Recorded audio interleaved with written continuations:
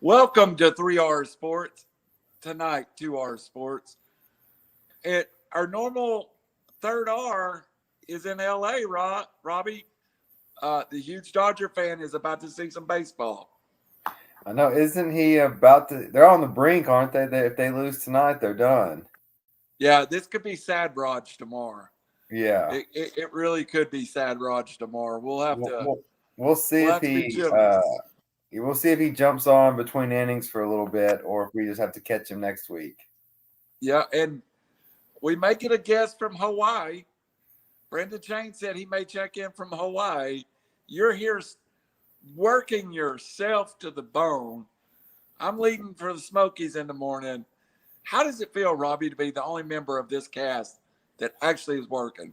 Well, I'm kind of used to it by now. Being in this cast group, that I'm used to being the only one working. I was telling you, um, all fair before we got on. Yeah, I've got my first jury trial from pandemic stages, so it's like my first one starting all over again, trying to figure out what's going to be the same, what's going to be different, who shows up, what happens. So a little bit of nerves going on tomorrow, but I'm excited to get back in the courtroom. It's been since January, I think 29th of 2000 or 2020 since I've been in front of a jury. So it's gonna be Almost 2 years. yeah. So it's nerve wracking, but it's exciting to be back. Feel like a rookie attorney again? Yeah, I do. But the attorneys I'm going against, they're veterans. They're older than me, more experienced, but it's their first time too now. So Yeah. yeah. So we'll see how it goes. Well, big news from Atlanta. Freddie Freeman just goes yard. The Braves Mm-hmm. lead 5-4, top of the ninth. The Braves are sending out to pitch. I believe they're going to go with Will Smith here. Their closer, Robbie, a chance for the Braves to get out of this with a win.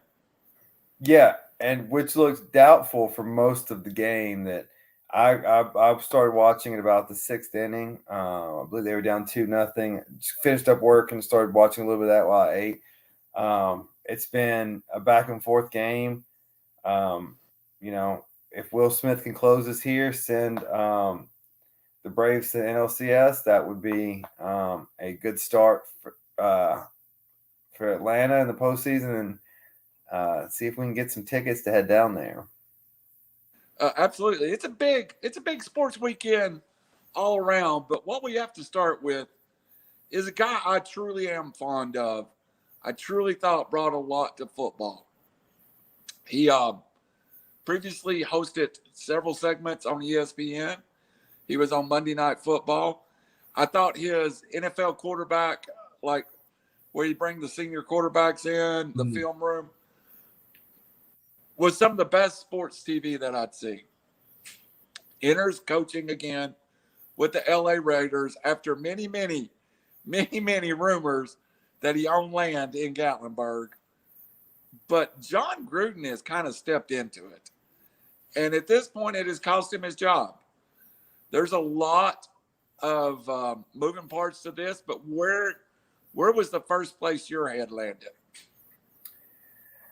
So, and I'll admit I have because I've been in trial prep. I don't have a complete handle on this story. So if I say something wrong, please correct me as far as what has been released and what hasn't been released. I know the nuts and bolts of it. It's almost been vague Yeah. what has been released. There's terms released, but I'm yet to see like an actual email. So that's where I Um, lie. so what caught my eye first about the story is, well, one, who broke it, the New York Times and the Wall Street Journal, and then also it was a Washington football team prior uh, organization investigation, and nothing has been leaked out about them, about what their emails were, and I can't imagine. I'm if I can't imagine one person sending an email with this language, with these slurs, slangs, whatever you want to call them, to a recipient who is not sending it back, or is not, at least gives the sender some kind of sign that this language is okay. Um, and then the other thing, that just kind of, it's just the world we live in now. Like, these are I mean, they were private communications. Now, was this from ESPN, like his ESPN account, to the Washington account, or were these like his personal, like Gmail, for example, to the other guy's personal account? Do we know Robbie, that? I'm gonna go with what I think I've read. These were personal emails from Gruden to an official Washington Redskins email. Okay, so it will be subject to the investigation. But since he wasn't part of the investigation, I was shocked that it wasn't redacted. And the other thing is the trickle down effect. They released one email thinking that would get him fired or make him resign. It kind of weathered the storm and then released more. I think Tony Kornheiser said it today on ESPN. Like, somebody had these. Somebody went up to their bosses or somebody higher up and made the decision that this is how we're going to do it. Now, I don't know if because there were things said about Roger Goodell allegedly, and if that's what struck the boat, or if it's Washington football team saying, hey, this can be a bigger story than what we've got going on. But it seems very targeted. With that being said, even though it's 7 years ago, or over the course of 7 years, when he was not employed with the Raiders, and I'll get to that in just a second, and then pass it to you. It was incredibly stupid to put it in. It was okay. It's not okay to say. And then it's incredibly stupid to put it in writing. It's incredibly stupid to put it in writing where something that can be forwarded on so quickly and sent out to the masses. I think this was the only play that the Raiders and Gruden and everybody had to play, is just to part ways and just kill the story as much as they could. I will say this last thing I get off of. I think the Raiders are going to be on the hook for that $100 million contract, because what he resigned for, or whatever how they're going to work it out, Gruden's going to get paid, because what he got fired for, resigned for, whatever they parted ways for, wasn't during the scope of his employment. This is the Raiders doing their failure to do due diligence. And I think they're going to, maybe not all of it, there'll be some settlement, but Gruden's not walking away from $60 million. Granted. Okay, I'm gonna come at it, and I'm gonna come at it a couple of different ways, and I'm gonna let you kind of fire back at me. One, as someone who works in a professional career, I'm by far not the head coach of the Las Vegas Bay Raiders, but I do represent a company. When I'm communicating, even with someone on my personal email that I work with, I'm also very careful to withhold a business standard. Did John Gruden just assume that Bruce Allen was his buddy and then he could talk to him any way he wanted? I guess that's the question. Did he somehow violate that? Hey, you're my friend. I'm just talking to you. So I think it's if you knew there was going to be an internal investigation of the Redskins, would you have acted differently? Of course. And just to pair it with, say, like, our business is Just a second. I hate to interrupt, but the Braves just clinched. Congratulations to the Braves. Even in a single platform, a single office setting, like we're Gmail based, right? So Google based. So we have emails, and then we'll have our chat for instant, hey, like come here for a second, or like even the level of sophisticality of an email versus a chat versus a text when it's all, I mean, this is the company's worst nightmare. It's called discovery. Turn over what you have, and we'll go through it and we'll interpret it. And so, yeah, I think that's part of it. He got caught up in, hey, it could be 2 a.m. watching film or doing Gruden's QB camp, blah, blah, blah. Quick message, boom. Hey, send it back instead of me having to get my phone off the charger and look at something.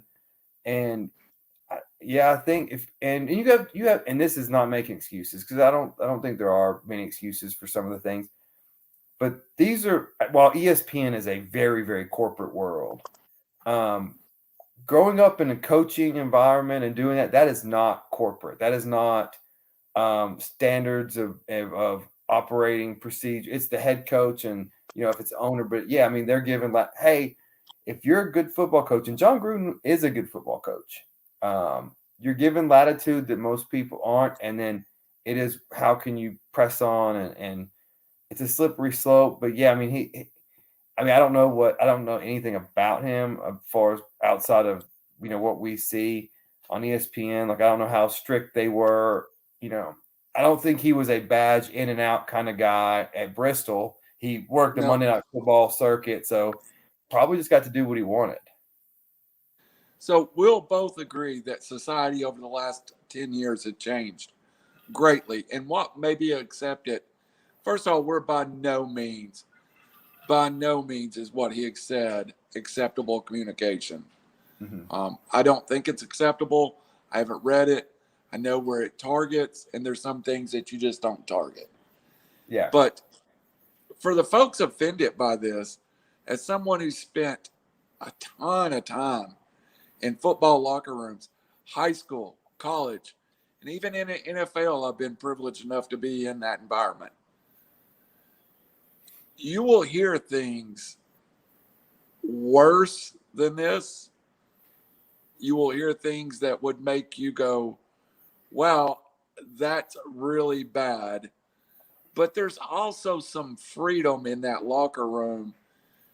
I've always told people, Robbie, the most unracial, the most equal footing you'll ever see in life is in a locker room or in a huddle. Mm-hmm. But that privilege has caught a few guys when it comes from that locker room privilege over to the world. He's not the first guy that's crossed the line that's been used to that locker room. 100%. And there, you'll see, I mean, think about like, it was Richie Incognito and the other guy slipping my name, or slipping my mind. Oh, yes. So that's probably the only situation that we've really heard about in the NFL locker room. And that goes on everywhere. And that is the culture of that beast, whether it's right or wrong. I can comfortably say I think it's wrong, but I'm not saying it's not the culture. I think a lot of things I can go to a Trump rally and say I think that's a wrong culture, but that's the culture, or vice versa. Someone can come to a liberal rally and say that's the wrong culture, but that is the culture. And so there's a difference between acknowledging what something is and whether you agree with it or not. Right. And so I don't agree with it, but I 100% acknowledge that is the culture. And there's also a difference. If someone showed up at our draft, and we talk about our fantasy league, and heard the way we talk to each other. Now, I will say we don't really use slurs towards each other.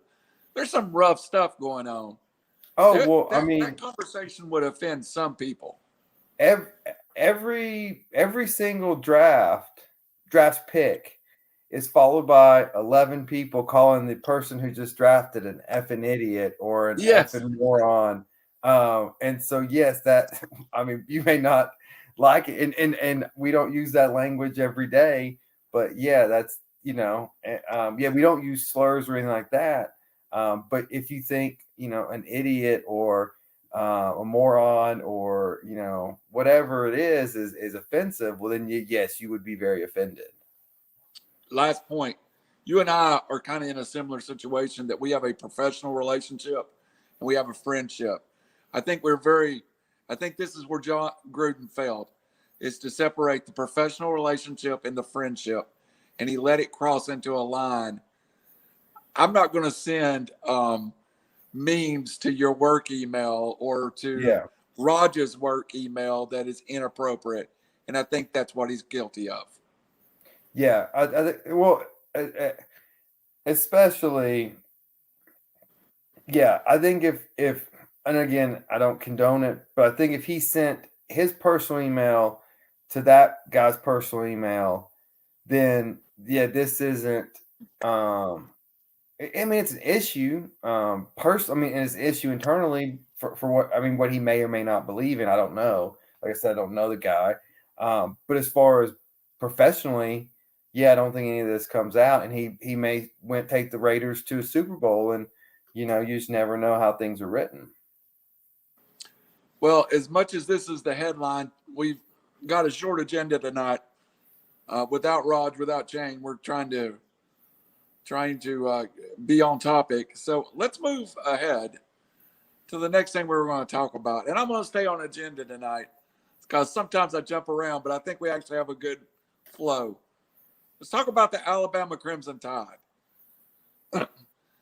It was a situation where I was at a game, the Tennessee game. I did not know Alabama had lost until later that day. I was flabbergasted that Texas A&M, who's been crucified on this show about being, Raj especially, about being soft and about being not real and a team that didn't deserve to be ranked in the top 10,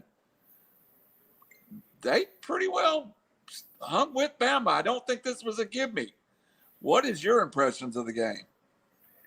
I, like you, was at the Tennessee game, and so didn't get to see a lot of this. I think this was the A&M that Jimbo thought he had all off season. Finally showed up. College Station, the 12th man, made a huge difference against Alabama. They started slow, got behind, but it was one of those, once you saw Alabama go ahead, you're like, okay, well, here we go again. So long term, is this the hurdle that Kirby Smart no longer feels? Is the pressure of being the first one to beat him, is that over with? You're no longer getting that question. You're no longer dealing with that. There's no longer that heightened pressure of being the first one to beat him. That's gone. So by no means is the empire dead or the dynasty's dead. By no means. I guess I was kind of shocked that Alabama lost just because how poorly A&M played, but they've got talent too, and they've got coaches that are well paid. I think this was obviously, it's for anyone hoping Alabama is going to fall off. This is a nice little wake-up call for Saban to really beat it down their brains. Hey, just because you were good at it, this is what happens in college when you're not focused every single week. So I 100% agree with you. I took a little bit different turn with it than you. I think Alabama's margin of error is now 0. I think if they lose to Georgia in the SEC championship game, if they lose, so the rest of their schedule, let's face it, they should cakewalk. Yeah. Mississippi State, Tennessee, LSU, New Mexico State, Arkansas, Auburn. At Auburn. So that's at Auburn. They have trouble with that game. So if there is no way Alabama gets into the playoffs without running the table now, correct? Correct. Yeah. So I think this makes college football more exciting because, yes, Alabama's now got pressure on them. If I'm Georgia, and I get by this weekend, I'm feeling pretty good.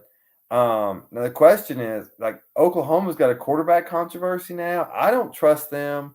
I still think Iowa slips up, and then I think that Big Ten championship between Ohio State and Iowa is an elimination game.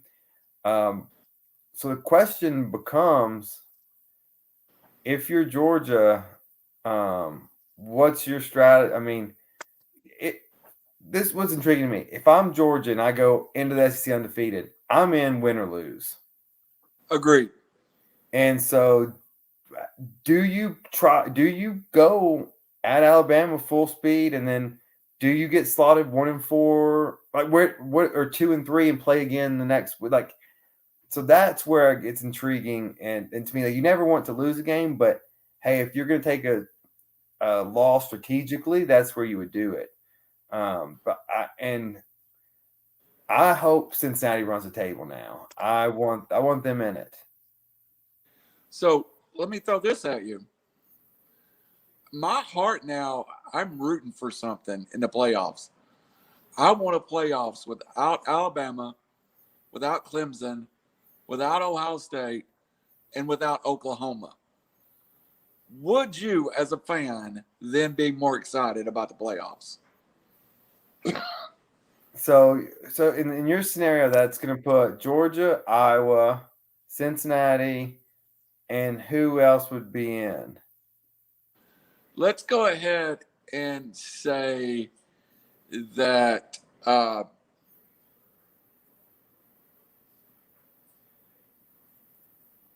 don't know. That's a good question. Who would be the fourth team? You almost have to have one of those teams to round out the field. Yeah, Unless you could get a one-loss Penn State and a two-loss Alabama, and Penn State doesn't go to the Big Ten championship and ends up fourth. I think Michigan or Ohio. I think Michigan could run the table if Michigan and Michigan and Iowa plays undefeated. That one of them, they both may get in, but it would take a two-loss Alabama team, a one-loss Oklahoma team, and the ACC's eliminated. So maybe somebody can sneak up from the Big 12 and run the table. I don't know. Maybe Oklahoma State. Well, okay. Oklahoma State, they're undefeated still. Okay, I can dig that. While we're working that through, I talked about what about the nightmare scenario for the rest of the NCAA? What if it's Georgia, Alabama, Michigan, and Iowa? Wow, that would be bad. All right, I pulled up my poll. Oregon is 9 at 4-1, so I guess it's possible for Oregon to get back. And Oregon lost to Stanford.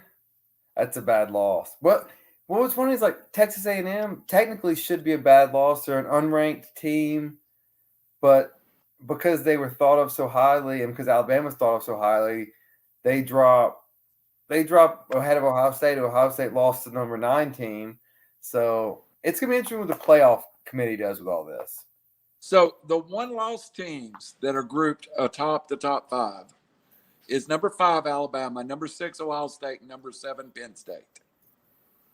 So Penn State probably has the best chance outside of that group to be an at-large team without going to their conference championship.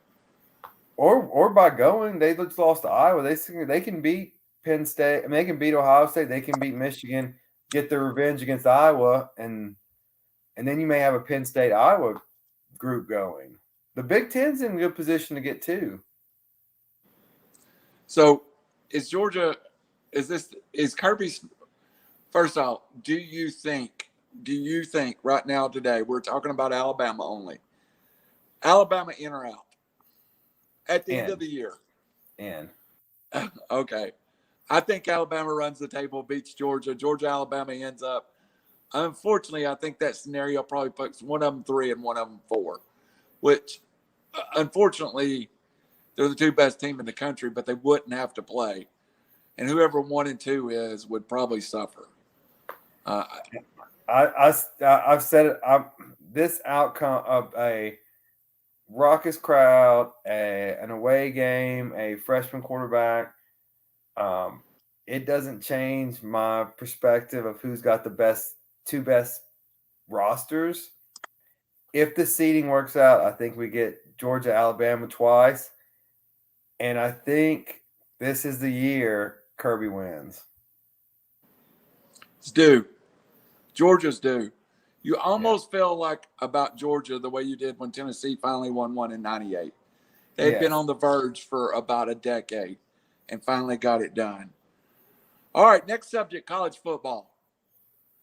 What 5 years ago I think would be one of the lead stories in the nation is kind of still a hotly topic in our area, but it definitely has died down a little bit. But Saturday night in a checkered Neyland Stadium, Lane Kiffin returns as head coach at Ole Miss against the Vols, a suddenly hot Tennessee Vols. Handicap this game and what it means right now. Well, okay. So first of all, let me start off with Lane is such a dynamic creature in Vols country. So there's in the last 10, 20, 15 years, there's really been a couple of dynamic creatures. Like there's two camps in Bruce Pearl. Hey, we need him back. Whatever. If we have to fire Rick Barnes, still get him back. And then there's he screwed up and he's always run against at the gray line, and we're really happy with Rick Barnes. And this is the best program, most stable program we've ever had. But Kiffin, there's three camps. There's, I wish he would come back, or I really hate the guy. I can't believe he would ever leave. And there's the three that just don't. I mean, I understand what he did, and I'm in that. I understand, like, hey, he came to Knoxville. He had a good year. USC happened to open up at that point in time. Why? I mean, Pete Carroll just left. Why wouldn't you take that job? That was a juggernaut. I didn't agree with, but it was more what Ed Orgeron was doing than what Kiffin was doing. Orgeron going and recruiting the commits and going behind everyone's back. All probably under Kiffin's guidance, but I always understood why Lane left, and I thought the same thing would probably be in. Well, that was back when NCAA had some teeth. I thought we'd probably be in probation and on trouble too. But with Kiffin out of the way, and by the way, what did you think of the black jerseys? Absolutely loved them. I did too. I thought it was and the black outline of the helmets, the black strip. It was strangely different looking than other teams' blacks. And then Kentucky. Did you see Kentucky's what they're wearing this week? Exactly what Tennessee with blue. So there was some people on Twitter. They're like, "Oh, we announced we're checkering Neyland." Like, okay, Kentucky, when are you going to checker the grocery store stadium? Yeah. Well, but as far as I'm on almost a different camp with Kiffin. I agree with you. If I was at USC and I'm Randall Cunningham, Tennessee fan, and Tennessee opened up, I would leave USC and go to Tennessee. Lane Kiffin was a USC almost mark at that point. Mm-hmm. I happen to fall in even a different camp. I think Lane Kiffin is a good to great football coach. And today on our group text that we often talk about, I said it. He's my second favorite coach in college football right now. I think Lane Kiffin is good for college football. I think he brings some pizzazz to college football. I think it's great that rap groups write songs about talking ass like Lane Kiffin. So I'm a big supporter of Lane Kiffin. time he left Tennessee, from that point on, I was like, the guy took a job that he wanted more than this one. Did he necessarily do everything the right way? No.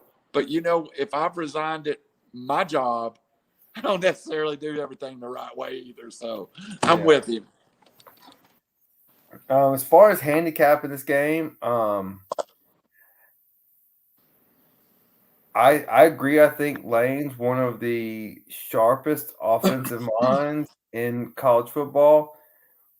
But I'll tell you what, there's not many through the 6 games that I've watched that I've been more impressed with than Heupel. What they run and how they confuse defenses and how he can get the ball to the person he wants the ball to have. I saw, someone said if Kamara was still here, if he played in this offense, he would have won the Heisman twice in 1 year. Yeah, absolutely. What impresses me most about this offense, Robbie, and the reason I like Josh Heupel, is it's a 3 and 4 wide set. But if I ever get a chance to interview Josh Heupel, I'll ask him this simple question. Your offense is a multi-set passing offense that is designed at heart to be a run-first offense. Mm-hmm. And it's a little bit unusual. He'll line you up 4 or 5 wide. He'll give you a different look, but it's trying to get less in the box and run the football. Tennessee is very dedicated to running the football in mismatched situations. It reminds me not necessarily. I guess I don't know exactly how much to an extent, but it reminds me of those Oregon Chip Kelly offenses where they would go fast, they'd spread you out, but they would run the same 8 plays in a row, and it would just be a different formation, but the reads, the play's the same. It's just how they set you up.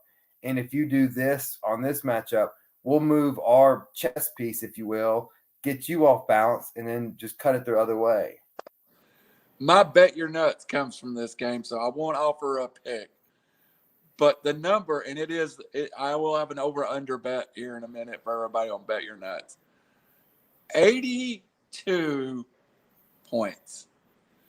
Ole Miss is a 3-point favorite. So if you spread that 82 out, you're getting something like 42.5 to 39.5.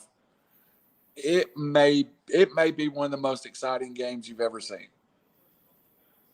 Yeah, Tennessee was up 21-0 before I got in the stadium Saturday. I know. They play so fast, and that number seems outrageous, and they have to make it seem outrageous to get people on both sides of it. The only tricky thing is going to be the weather. I'm going to wait closer to game. I'm not going to bet tonight on that because of the weather. I want to see how it goes. But yeah, that's as crazy as it seems. Like, what was it, 52-53, Arkansas, Ole Miss this weekend? And Tennessee's going to play a hell of a lot faster than Arkansas does. Yeah. Well, the weather's going to play into my Bet Your Nuts pick. So I'm feeling confident about the weather. So, I'm feeling. Well, without your over-under, what do you think? What do you think? Well, one, Neyland's going to be like, and also, who do you think's going to win? Or is that part of your Bet Your Nuts pick too? I think Neyland will be insane.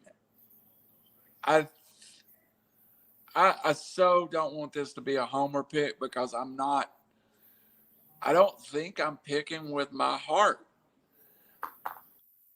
I don't think Ole Miss can stop Tennessee, and I think Tennessee can turn Ole Miss over. So on that assessment,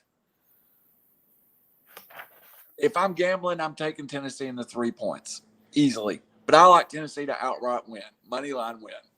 So the follow-up question is, we saw what Lane did going to, or I guess it was going to Tuscaloosa. Or no, was that game in Oxford? Tuscaloosa. So, yeah, Lane's return to Tuscaloosa. He made some bad play calls. He made some bad decisions. He came with a strategy and did not change that.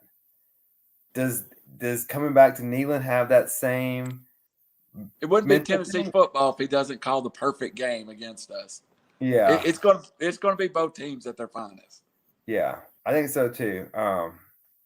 But hey, like I said last week, I'm very enthusiastic with Heupel. We've got a 2024 5-star quarterback coming and a 2025 5-star quarterback coming this weekend, as well as multiple defensive 4 and 5 stars. And we have a 2022 4-star that was an Elite 11 that moved up late into, I think he finished either 7th or 8th at the Elite 11. I think Josh Heupel will recruit. I think strangely, Josh Heupel has to be able to recruit defensive players locally. Yeah. He needs to put a good defense together out of in-state kids, North Georgia kids, North Alabama kids, Kentucky kids, North Carolina, South Carolina. He needs to be able to recruit defensive. And I think Atlanta is going to be huge for his future. Yep. He's going to have to be able to go into the Atlanta area and recruit. Atlanta is a bustling metropolitan area. Atlanta and Nashville used to be Tennessee was at a disadvantage, but with the growth of Atlanta and Nashville and the fact that Georgia, they're going to go around the country and take the kids they want. There's a lot of kids in Georgia. There's a lot of kids in the Nashville area that Tennessee can recruit. Well, and I've said this for years, and I think Heupel has finally, or not, it's his first year, so not finally, but I think he's the one that we've needed. All right, you have Alabama and Auburn. Tradition out the wazoo, Alabama will not alternate jerseys. Like, their jerseys are their jerseys. Auburn's the same way. Georgia rarely does it. Tennessee has as much tradition as any of those programs.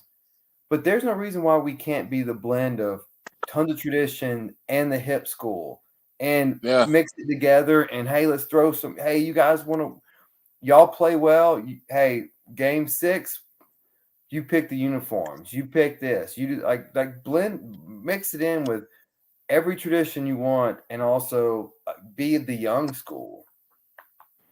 I also think having a Heisman winning coach.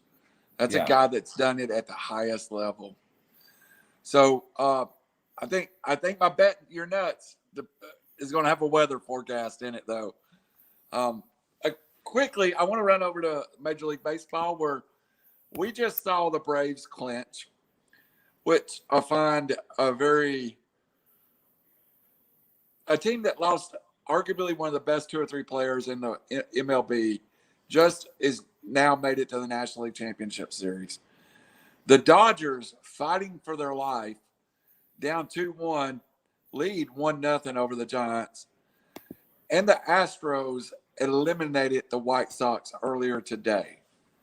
And of course, the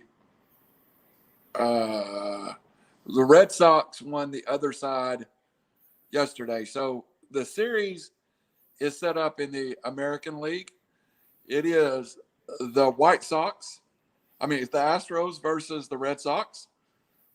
And in the National League, it's the Braves versus either the Dodgers or the Giants. Robbie, for Major League Baseball, that's some good. I guess you want the Dodgers, but you can't have the Dodgers. The Giants is the next best team. You can't have the Yankees. You got the Red Sox. And the Astros, if this was pro wrestling, the Astros are the Ric Flair, the most hated team in baseball. MLB has got this set up to be a nice postseason. They do. And so, but I was making notes for this topic, and I was totally ready to crush baseball on these stupid seedings. And then now, totally self-serving of me, the Braves are getting into the NLCS by not having to play any of the best teams. So now I kind of like it. And if the Dodgers win, the Braves get home field advantage. That's stupid. It is. So yeah, no, so if the idea, and the idea is always TV eyeballs because that's where the money is, and then the end goal is always money. So yes, you have the Red Sox versus the MLB villain, the National League. Either way, in the NLCS, you're gonna have two brand names. Whoever Atlanta faces, if it's the Dodgers or the Giants, you have two brand names. My biggest critique on baseball is playing these day games in the playoffs where people that work can't watch them. And if you're on the West Coast, you can't even get off. You're not even off like happy hour towards the end of it. They've got enough networks.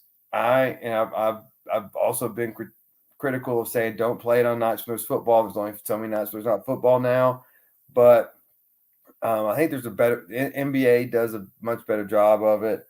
But I think it's going to be a good finish to the season, and I don't see a bad World Series matchup at all. I mean, take any of these teams, you're going to have drama.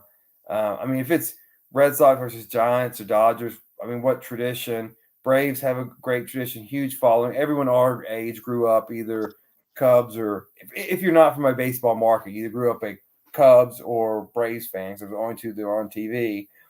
And then, three great baseball towns around that. Well, first of all, to add to your silliness of this, I will make this statement. I burnt 8 hours of vacation so I could be off during the Braves Brewer series. Yeah. I took 2 4-hour half days off. I can only take my vacation in half days. So if it was a 2:20 pitch, there was no point of me going to work after lunch. I just took a half a day vacation and went home.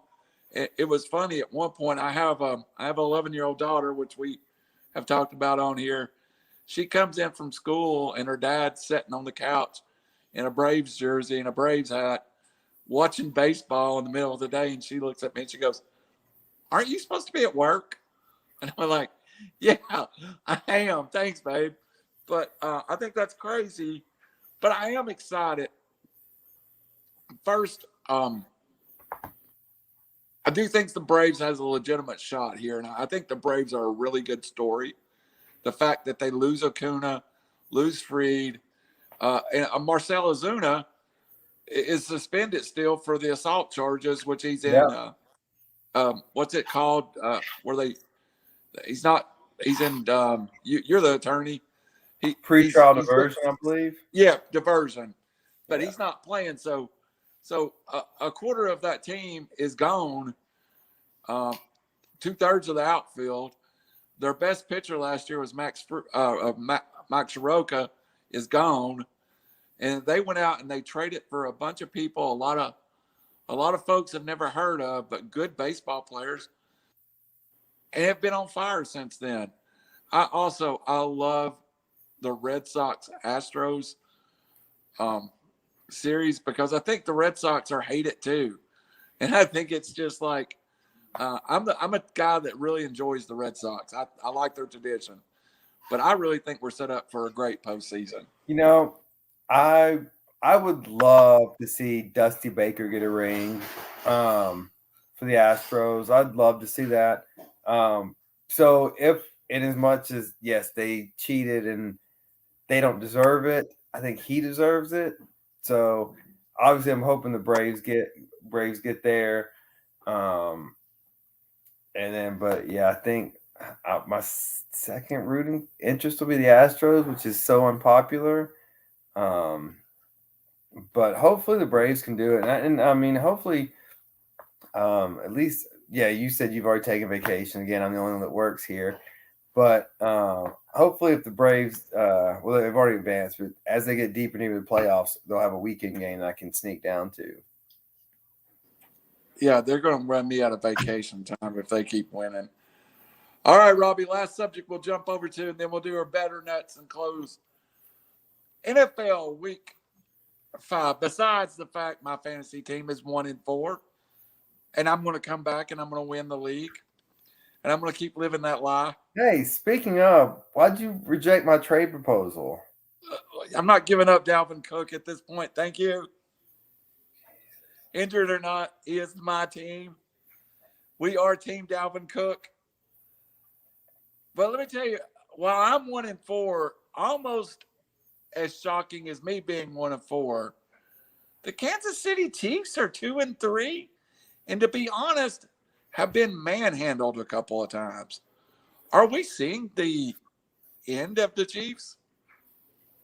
So, the most prolific offense in NFL history was the greatest show on turf, the Rams, back when they were in St. Louis. They averaged 7 yards a play through the entire season. The Chiefs are giving up 7.2 yards a play this season.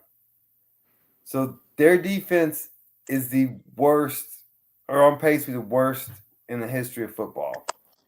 I don't care how great Patrick Mahomes is.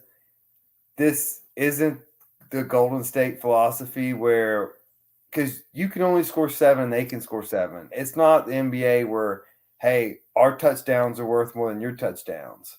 Right. And so I think that they went all in on offense. And you know what? Justin Herbert's there. All of a sudden, Lamar Jackson has gotten a lot better. Josh Allen, welcome to the party. There's a lot of good teams, and they've had a tough schedule. Do I think they turn around? Yes. But I'm not sure they catch the Chargers. And so you're wild carding it up from that point. Yes. And I think you just made the greatest point ever is that defense has been exposed. Yeah. And it's a lot of things we as fans, when the Tariq Hill or the Travis Kelce or the Le'Veon Bell leaves, we go, oh no, my team's going. What we as fans sometimes don't realize is, hey, this cornerback that's the 4th best cornerback in the NFL, he just left.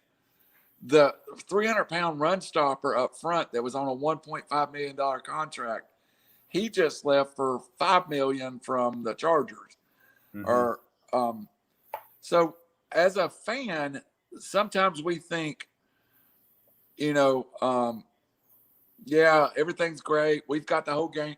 We've got Tariq. We've got Kelce back. We've got Mahomes back.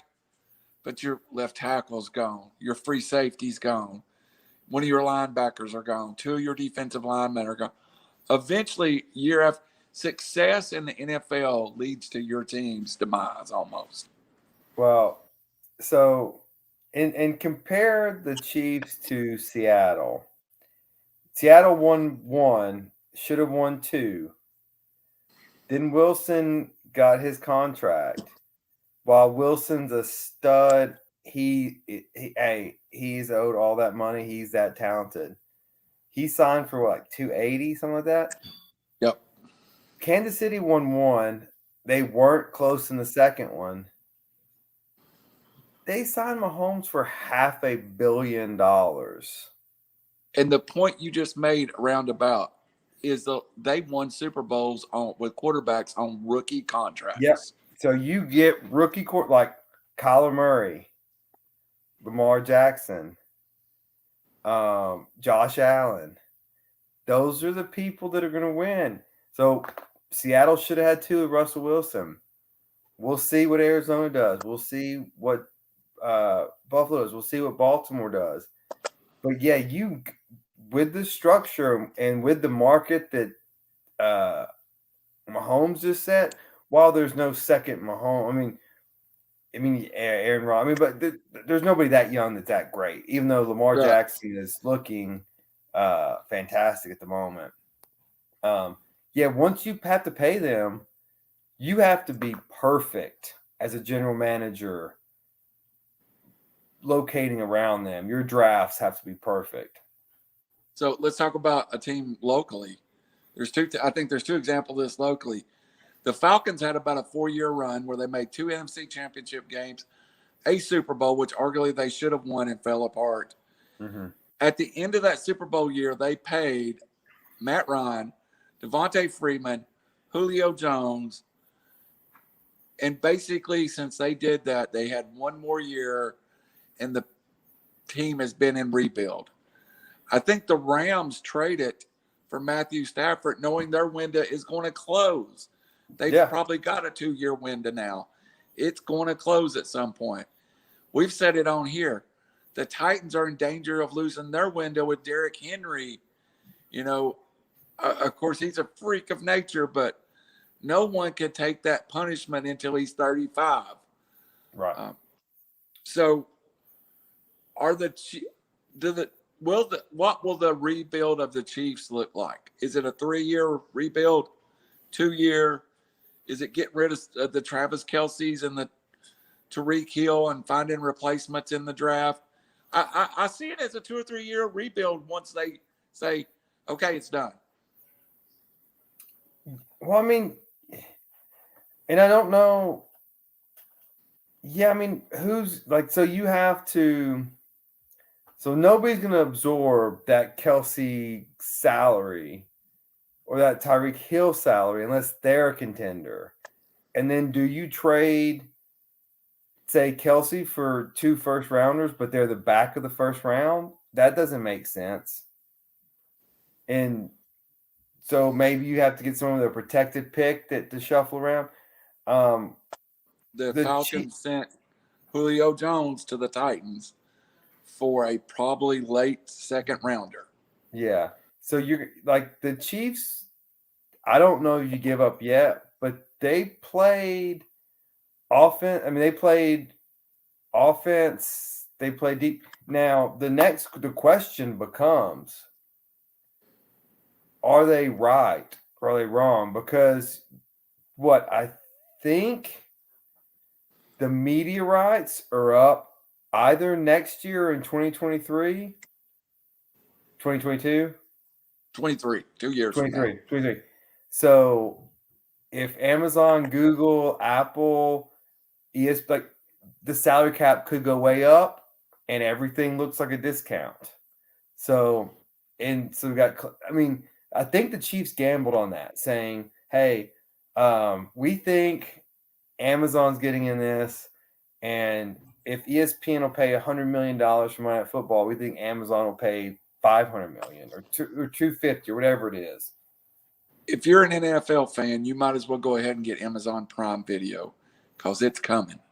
Yeah, it is without doubt coming. Well, because they're getting a Thursday night game next year, right? Right. And it's exclusive. They're not. Yes, I'm in the process. I'll talk to you offline. I'm going to Gig, EPB Gig, and YouTube TV this month. As a matter of fact, I'm making a phone call. Yeah, my disc contract just finally expired. So I want to get.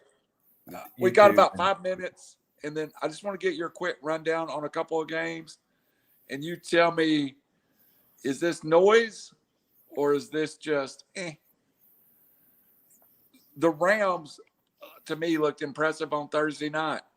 Are the Rams the real deal? Yes, I think they're the class of NFC. Even though I wrote down my notes, Brady, 44 years old, 4 touchdowns. Wow, but I think the road's going to go through LA now, and that division's tough. They beat Seattle. Arizona still, every time I doubt them though, they look so good. We're going to talk about Arizona for a second, so just hold that thought. The Rams, yes, the Rams are the real deal. Stafford on that lineup with that defense, they are a nightmare for people. I thought it was good to wake up and watch the Falcons. That's all I've got to say about that game. The Saints. Why did we do that to London? What did they do to us in the last year that we give them the Falcons and the Jets? I don't know, but I just want to let y'all know my Falcons have the same record as the Kansas City Chiefs. Yeah. Hey, Pitts finally got off the. He did. He got off of this cold streak and looked really good. The Saints beat the Redskins. So what? Not a ho-hum. Joe Burrow and the Bengals take the Green Bay Packers to overtime. And I think we see something about Joe Burrow. He's a tough kid. Yeah, he is. He's a leader. He's tough. He's a lead, and he's gonna get back up if he can. That one hit, good God, I was ready to just throw my fantasy team just all out the window, put everyone on the trading block. But he came back, and he's tough, and they've got a bright future. That's a young nucleus that can make some noise in a town that deserves it. Cincinnati they deserve it. Minnesota beat the Lions, the Steelers over the Broncos. How many ways can the Lions lose? Like, I don't even know. It's amazing. But I do want to stop on the Titans and the Jags. I think the Titans got healthy, and I thought it was a simplistic game plan. Just take a step back and hand it to 22. And I think I think the Jaguars was just what the Titans needed at this point. Does Urban make it back from London as the Jags head coach? They play in London this weekend. I don't know. It was pretty ugly. I think we may have. I don't think anybody would have put money on Urban Meyer and John Gruden not making it out of the season, but I think we see it. The Jags haven't made a field goal this year. Did you know that? I did not. You know the thing I did see in that game, I wanted to, besides the Jags can't kick a field goal, boy, Trevor Lawrence, if somebody can get him, is going to be a great NFL quarterback. He made it. The Jags, I think, I don't know what you say with them. I just want to point out, to your point, my man, Derrick Henry, over a 40-game stretch, has the most rushing yards in NFL history. That's more than Jim Brown, more than Eric Dickerson, more than OJ, more than Barry Sanders, more than Gale Sayers. Like, in a league that does not run the football anymore, just astronomically great. When I said somebody could get Trevor Lawrence, he needs a coach desperately that can use his ability. He needs a professional coach, because when they put him when they protect him, he throws these amazing passes, but most of the time he's running for his life.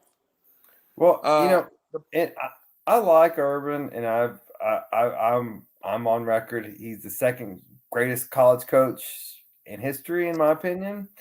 But this is just a bad fit, a bad franchise. The Saban was not a fit in NFL either, though. I mean, no. But Saban, if Miami gets Drew Brees instead of Dante Culpepper, it's a different story. I don't think Saban likes it as much, but I think he wins more. I mean, Saban went 9-7, 7-9, or something like that. I mean, he was a 500 coach. And Saban was campaigning for Breeze, and the front office would not sign him. Yeah. Well, I think that's ultimately why he left. It was like, no, you guys don't understand how I operate. I get the last call. The Eagles beat the Panthers. The Bucks just run it up on the Dolphins. No stopping them right now. Yeah. The Patriots beat the Texans. Look, man, as much as we've crucified the Texans, they're more competitive than the Jaguars ever dared to be. Yes, the Texans are showing up like professional athletes, and they are competitive as they can be. They're out talented almost every week, but they are showing up and they are playing hard. 5 weeks in, still don't know who the Texans coach is, but he is doing a good job. I didn't know who their quarterback was until today. Wait, they got this. Is that the Sims kid? David Mills. Davis Mills. The Chargers and Browns played an absolutely great game if you're a fan and just want to watch it. 47-42, the Chargers win. I think Abear is the next one, or Herbert is the next one that sticks his nose in and says, Lamar Jackson, Aaron Rodgers, Patty Mahomes, Russell Wilson, I'm here. I'm not just coming, I'm here. Hey, that Bills Chargers AFC Championship game looking more and more probable. I was going to give you that. The Bears Raiders. I watched a little of this game. The Raiders, you could see the John Gruden specter hanging over their head. Yeah. And what I began, so I know the Cardinals can win a shootout football game, Robbie.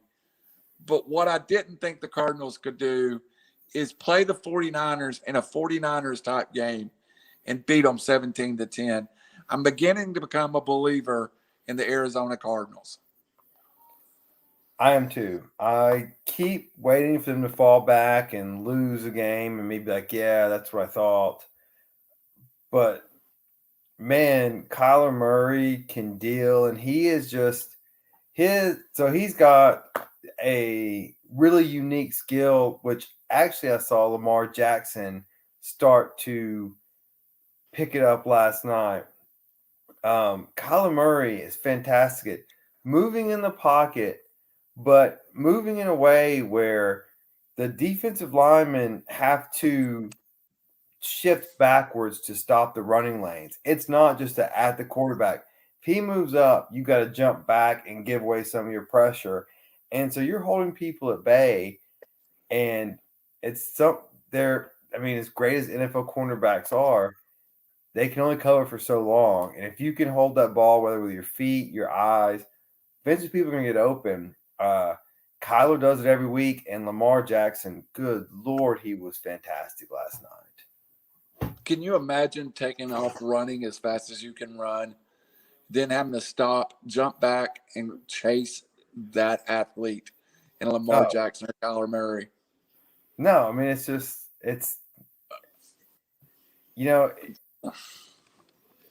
you look back and some people don't remember Michael Vick when he was in the league. Yeah.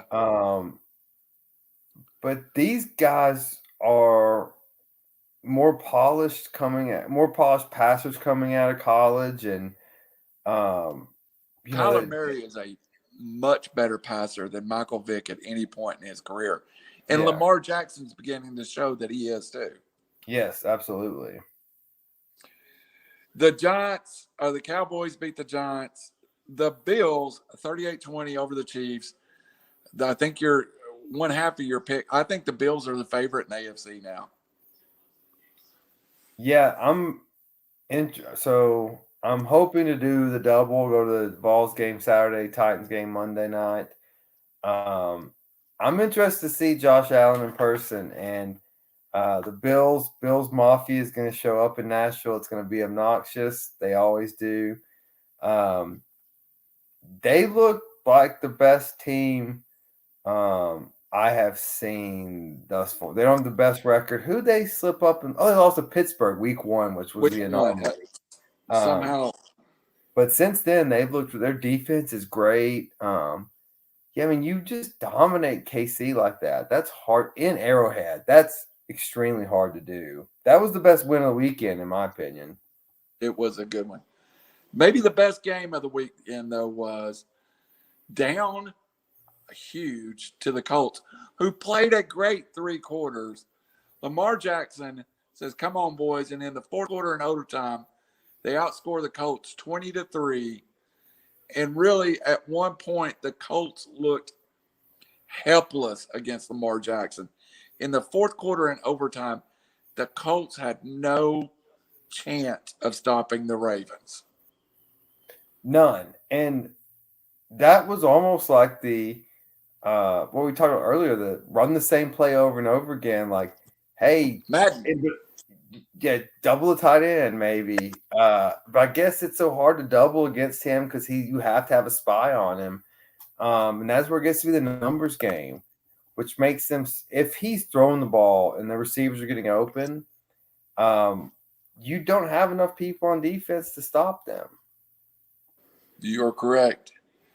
Well, it's been a good show, just us. We've proved that, hey, maybe when we syndicate, we'll just do a 1 hour Robbie and Randall show because we can keep it to an hour, even and both of us get to talk all we want. Yeah, so, I mean, I can talk a lot longer, but yeah. Me too. Me too. Save my voice for tomorrow. But I do want to run a couple of things here at the end of the show. One of them being, we were going to get to our Bet Your Nuts. And you said it earlier, the weather looks bad in Knoxville. A good chance of rain, kind of a muddy field.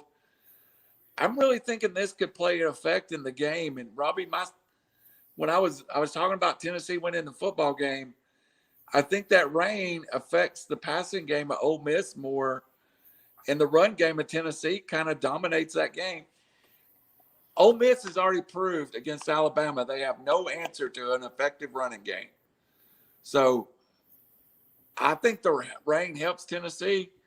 And I'm going to tell you, my Bet Your Nuts, though, if it's a rainy and it's messy, there is no way they score over 82 points. So go ahead and lock it in. Even if the field is dry, I think it's under. But if it's wet, lock in your 82 points and take it to the bank. I like it, the under.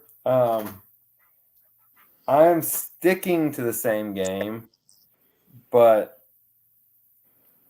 I've been very impressed with Hooker as a taking care of the ball and making the right decisions quarterback. The running game has been fantastic. I think Tennessee, more than Ole Miss, is going to be able to control the tempo because we can run the ball better. And if we want to give our defense a rest, we're going to be able to more than Ole Miss does. I think Heupel's a better coach right now than I think Lane Kiffin is. I may be proven wrong, but I've been impressed that Ole Miss still has more talent. But I think the crowd is electric. The players play into it, and it's going to be hard in the first half for Ole Miss to make play calls. I am so tempted to take Tennessee outright. I'll if you're giving me 3.5, I'll take 3.5. So I'll take the Vols plus 3.5. Well, as proud as you are of your Chiefs and Bills call, I said earlier in the year Tennessee would win 6 or 7 games, and I think on a par I was made fun of. I really do like Josh Heupel. And just think, if we don't blow a very winnable game against Pitt, and we can pull off this upset, the Vols do, you're talking about a Tennessee team that most people thought would win 2 games going 8-4. Even at that, right now, if you pull this off, you end the year at 7-5, go to a bowl game. It's much more than anybody dreamed this team. We dressed 62 the Vols dressed 62 scholarship players last weekend. Oh, 6-6 is better than I thought they were going to do, and that's looking inevitable. And big picture, Heupel appears to be the right hire. Right. We've got, if that's the case, football, men's basketball, women's basketball, and baseball all locked up for the foreseeable future and all going in the right direction. for Hey, a school that is in a constant coaching search for something, that brings a smile to your face. absolutely. Do you know Tennessee baseball is going to be in Chattanooga on October the 23rd, I believe it is, to play a one-game fall game against Georgia State University I at did not know that. AT&T Field. I did not know that. So it's either the 25th or the 23rd. I'll get the details and text you. I am definitely going. So everybody out there in the Chattanooga area, if you want to see the Vols play baseball, it's going to be at Lookout Stadium. October, I want to say it's October the 25th, but Yeah, the I will 23rd is the post it. Alabama game. Tennessee, Alabama. So that it is the 25th then. Okay. I know there was something I was doing Tennessee related the 23rd and something I was doing Tennessee related the 25th. So that will be Monday night, the 25th. So, all right, Robbie. Good things coming to River City Media. If I keep covering high school football and running into people that know your mom, we might get syndicated before it's over with. Oh yeah, remind me what I was supposed to do about that. Who else was to follow up? I know Al and um I'll text you tomorrow. I'm supposed to email them links to our show, but I want to email them one that's like all the gang together. So I may download one of the older ones. Al, we need to email Al our links and our information. So Big it was Al. great running into someone who knew your family just out randomly doing a Franklin County, Sequatchie County football game. Who won? Franklin County won 21-14. It was. Isn't that a pretty So big Franklin, upset? no, Sequatchie County's a 3A school. They only have 400 Oh, kids. Franklin County's got like 1,500. It would have been a huge upset the other way. okay. But it was a great game. Franklin County had more talent and got out to a 14-0 lead, and Sequatchie kind of scratched and clawed and got 2 turnovers and scored with 2 minutes to go to make it 14-14. So we're thinking we may be going to overtime. And Franklin County's offensive line weighed in their average weight was plus 300 pounds. And they Fun just, fact, my dad, who is 82, 83-ish, was on the last Franklin County undefeated football team. oh, wow, that's awesome.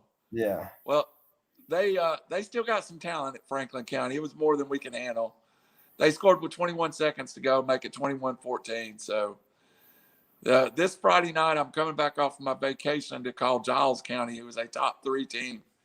I'm going to see a great football team Friday night. So, what's your last words, Robbie? Well, we have one more show until Dare to Dance, which we've been trying to help fundraise for the entire season, which supports the Kidney Foundation here in Chattanooga. You don't know how tough it is to live without kidneys and dialysis and all that. And money raised helps support food, water bills, electric bills, and all of that. If you can donate by this Friday, I think it really helps with the fundraising, goes into the numbers with the dances, which is the 23rd. What time is the 23rd? It is, I think it starts at 7:00. So I will be missing the Tennessee-Alabama game to watch my wife dance.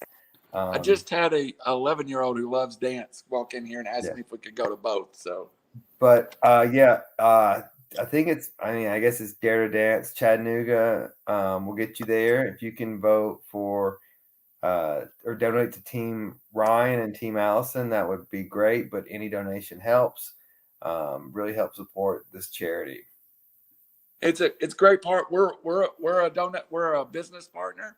It's the first thing we ever did as a business, and it's going to be awesome. And if you keep talking about it, Annalise sitting across the room and looks up every time you say Dare to Dance. I think we can get a live ticket or a virtual ticket for her. I'll check on that. Okay. If she wants to watch Yeah, virtual tickets should be available so she can watch it on whatever virtual medium they're going to put it on. That would be cool. That would definitely be cool. We want to support Allison. She's done a lot of work. She's been at this since summer. Other last word. While I have it, I just got to. Since I was terrible at fantasy football, I want to brag a little bit. My NASCAR. Oh, you can't see it, can you? Oh no, there we go. I got it. Yep. So number one in my NASCAR pool this week. So just more money won off of NASCAR. You guys should get in on it. I know what I'm talking about. Can't wait for our NASCAR show to take off. We may have to get George to put us a syndicated NASCAR show together. Hey, and the guys Sunday was looking for you. They were like, "Well, I thought Robbie was joining us again." I know. I tried to. We were in Knoxville and we had some work I had to do in the apartment, and then couldn't get. And I was on the road, and the 3 a.m. text made me think that we probably wasn't going to see you. Yeah. Maybe so. Well, yeah, this Sunday, after a 7 o'clock start, we'll see. It may be a rough one. Yeah. But again, no stretch the chain with Chain. He's in Hawaii. Rod's in LA watching the Dodgers right now. Robbie is working, and I'm headed to the Smoky Mountains. So we will see you all Sunday on Victory Formation with Geoff, Arden, Philip Dye, and me and Robbie may show up. I'm not part of that show. I just show up, so don't feel bad.